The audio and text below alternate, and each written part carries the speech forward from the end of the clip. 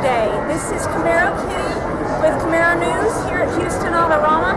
I'm standing here with Larry Dye, and behind us you can see his Camaro SS, and we're just going to have him tell us a little bit about it today. Larry, how are you doing? I'm doing good. Good.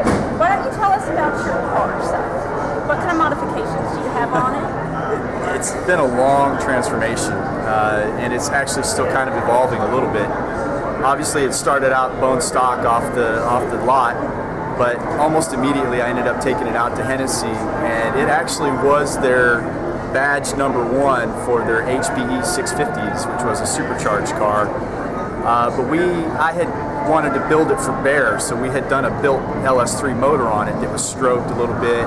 We kept full compression, but the supercharger at the time, the Maggie just couldn't put enough volume into the motor, so they couldn't get the power they wanted, and they ended up working with me to build a twin turbo out of it. At the time, it was the first one they built, but somebody had already put their money down for the first badge, so I got #2 of the HPE 800s, and that was pretty good, and I enjoyed that for a while. It was still a 6-speed.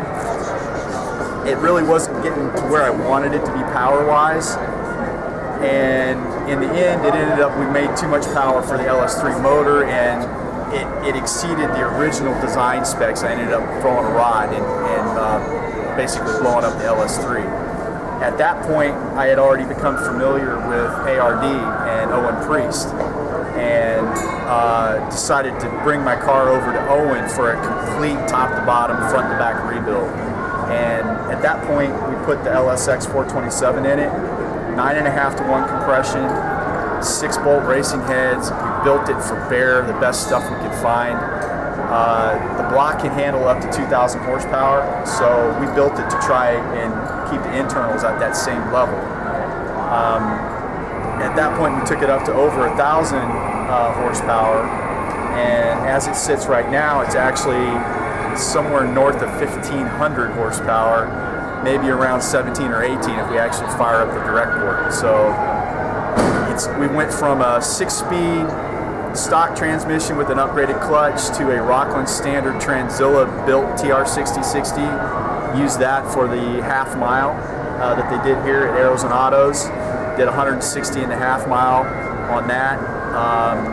Since after that, we went to I borrowed Owen's Turbo 400 out of his 8-second Formula car with a trans brake, and we had some fun with that for a while.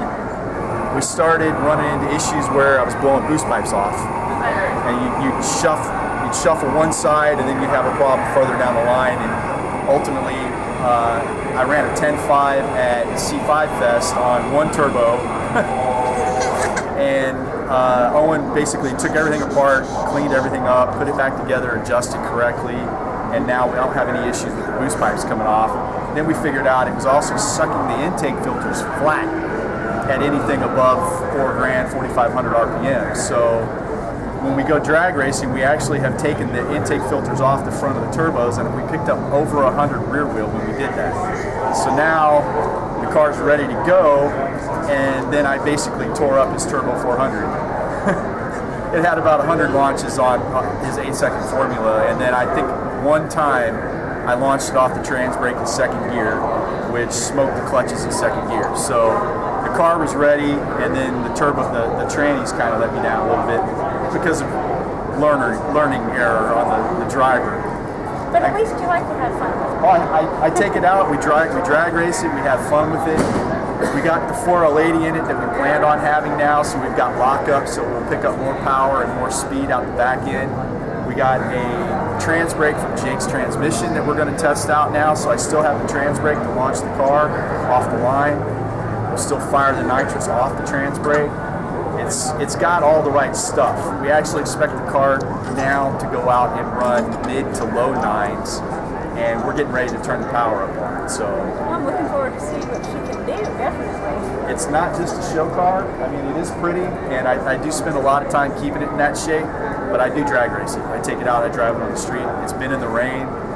I don't daily drive it, but it's got some miles on it. Well, I love that she looks great, and I love that, you know, you like to get out and use her and enjoy the car.